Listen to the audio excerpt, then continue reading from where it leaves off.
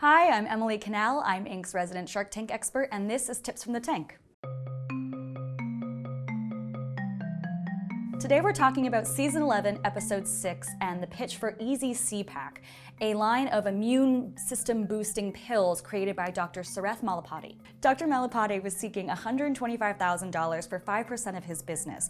He created it after he saw many people being overprescribed antibiotics. I'm a general surgeon, but over the last 10 years, I've been dealing with a lot of complex infections. 95% of doctors in America admit to writing antibiotics when unclear of their need. Do you want to know what the #1 cited reason is? Patient request. So he created a line of supplements that would boost a user's immune system by combining things like echinacea and zinc and vitamin C, so they could better fight viruses instead of superbugs, which need antibiotics. Despite being a little flat on screen, Dr. Malepati said that he's done about $1.2 million in sales in the last 12 months, which is a pretty strong figure to share on Shark Tank. After Dr. Malepati finished his pitch and started talking about why the overprescription of antibiotics was becoming an issue, Mark Cuban really called him out. That is so wrong in every which way. Products are marketed directly to consumers who may or may not have adequate health literacy to determine if that's an effective and that's why treatment.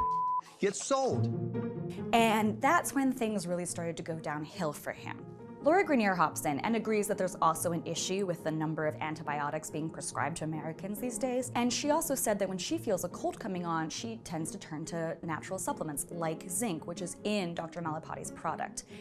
However, as she's explaining this and sort of taking his side after Mark Cuban tears him down, it appears from what we're watching that he's not making eye contact with her. Instead, as she's talking, he's looking towards Mark. Well, wait a minute. Why are you ignoring what I'm saying? I'm sorry.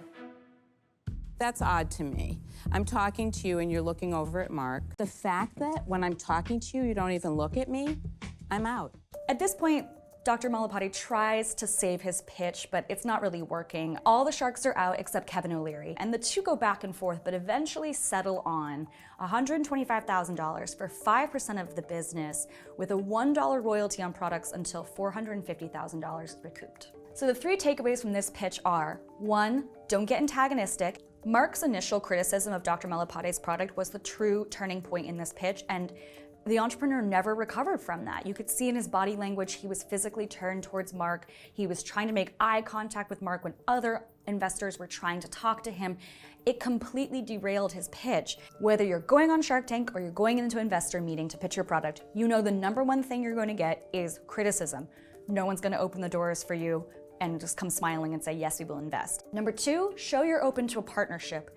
One of the criticisms we heard from guest shark Daniel Lebetsky was that Dr. Malepati seemed like he wasn't really looking for advice or a partnership. Don't act like you have all the answers, especially in front of this panel of expert investors. They want to know that you're not just going to take the check and disappear. They want to work with you. They want to mentor you. So show them that you're open to hearing their advice, their suggestions, and their expertise, because they have a lot of knowledge to share, and you can really propel your business if you listen to them. And #3, don't ignore a potential investor.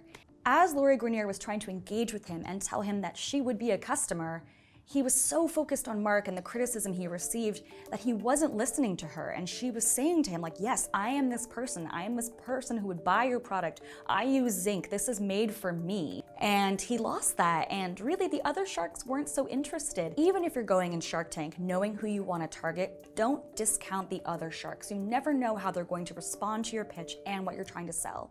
I'm Emily Cannell, Inc.'s resident Shark Tank expert. This was Tips from the Tank, and eye contact, people. It's make or break.